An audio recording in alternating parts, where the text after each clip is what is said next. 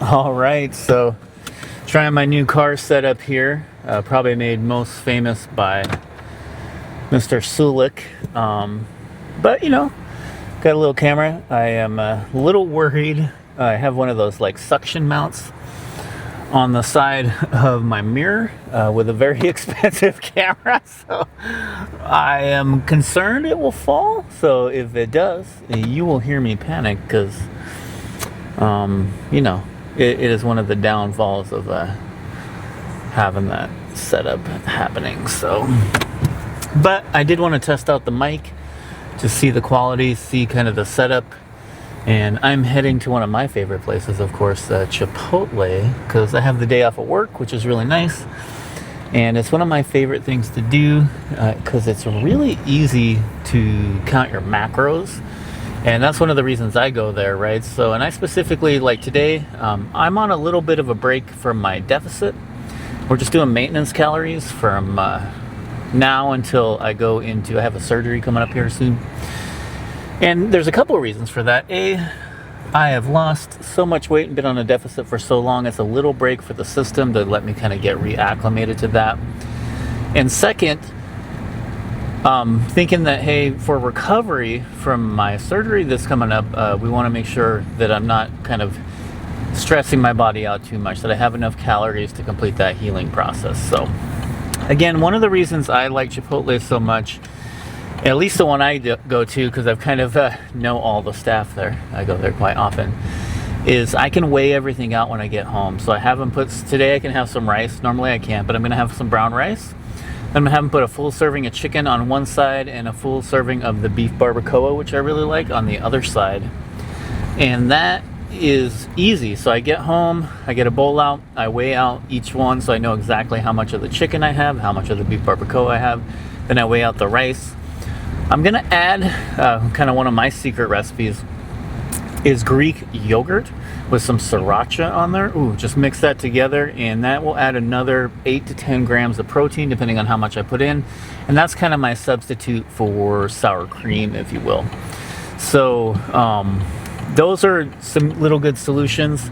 Now you can also, like, if I'm not doing the rice and I'm doing the low carb thing, I will use those Mission tortilla, like low carb tortillas. And that is really nice too, as I will just get a side of chicken or two sides of chicken, or chicken and beef barbacoa, depending on. I get the beef barbacoa just because it's lower in calories and a little lower in fat than the carnitas. Occasionally I'll get the carnitas. But I can also take that home, weigh it out, and put it in a couple of those low carb tortillas, which are about 70 calories a piece, and mostly fiber. There's a ton of fiber in those, so that is helpful if you need to supplement fiber too. And generally you do want to make sure that you get plenty of fiber if you're on a high protein diet, just to keep your digestion and everything going correctly as well. So that's kind of my tip for that. I think I'm going to have a lot more footage on this because I can't, not really used to how I'm going to stop the footage for this, but I will have to pull over at some point, I think, and just stop the footage. I'll start it again after we get Chipotle and see how that goes. But for right now, this is kind of my solution to just see how this works. One of the other things I want to capture too, and I do this pretty much every day that I have a free morning, so definitely on the weekends, is that both of my dogs, Grim and Timber, I like to take them to get coffee at the Black Rock. They all know the dogs and love them, but they get the little whipped cream treats with the dog bones, which is pretty cool. And I also get coffee there, but they love it. In fact, every time I want to sleep in on the weekend, I don't get a chance to do that because the dogs they will wake me up. They will kind of sense it's time to go. And they also know when I'm working or not, which is odd. So on the days they know I'm not working, they just start barking at me and kind of rustling about and just, hey, let's go. And the minute I say, hey, let's go get some coffee, they freak out and start running around the house and just pretty exciting stuff. So that's it. Again, hopefully the mic I have is working, and I think the camera is okay. It hasn't fallen yet, so no panic in that. And when I get to a place up here, we'll turn this off in the Chipotle parking lot too. So We had a good meeting this morning. It was early, but We Hack Health continues on, right? So again, Ben, my trainer, lives in Ireland. I've posted a few videos of my experience at lifting camp there as well. But this morning we had on a chef Stevie B, and I'll link all his stuff in the description as well. To help us, one of the challenges when you're on a deficit is eating healthy, lean food and making it taste good. So he had a bunch of really good ideas this morning. He's going to give us some recipe tips and tricks, and I think that's a great addition to have as well.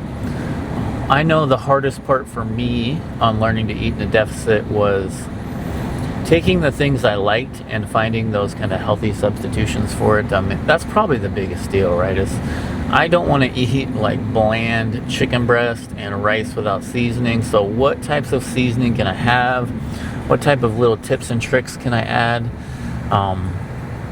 A really good route, at least for me, was the bodybuilder route. So when I started watching those videos, not just around the weightlifting, there was lots of tips and tricks for what I found a bunch is a lot of sugar-free sauces and sugar-free alternatives to kind of get flavor into things that you wouldn't normally get. So for example, I got some sugar-free strawberry jam or jelly, and if I'm lucky enough to like have a bagel that day, or even anything else I want to do, same thing, right? I'll take some Greek yogurt or some cottage cheese.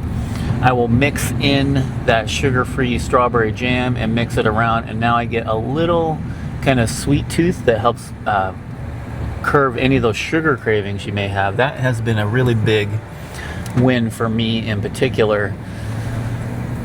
Some other things I do, right? Low carb breads, right? So I don't, I'm not like always eating, I don't like follow keto or any of that stuff. These are mostly around two factors, and that is that they're a little lower in calories and also the fiber addition, right? So easy way to get a lot of fiber. Now, I'm also a big proponent for getting fiber out of your vegetables and fruits, right? So let's make sure we do that. But the keto bread, I use the tattooed ink one from Costco. It's really good, you guys. And you can toast it. It tastes as close as I've gotten to non-low carb bread.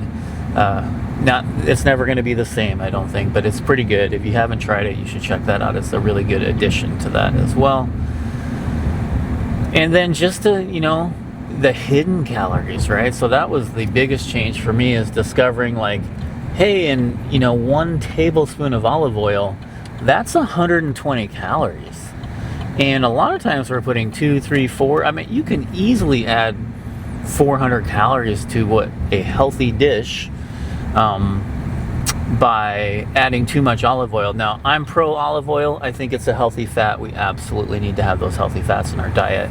My point is, those hidden calories in dressing, in the oils that we have, not understanding kind of how much those can add up, can really hurt our diet at the end of the day, where we think we're in a deficit and actually we're in a surplus because we haven't taken into account the extra stuff that can be in there. This is also probably the biggest benefit to cooking at home for yourself, right? So I'm gonna rock into Chipotle and get exactly that dish I talked about, and this has been a pretty cool test. So I hope you're excited. I'm excited to kind of have the car talks as well. So we'll keep this as a normal edition. Appreciate you guys.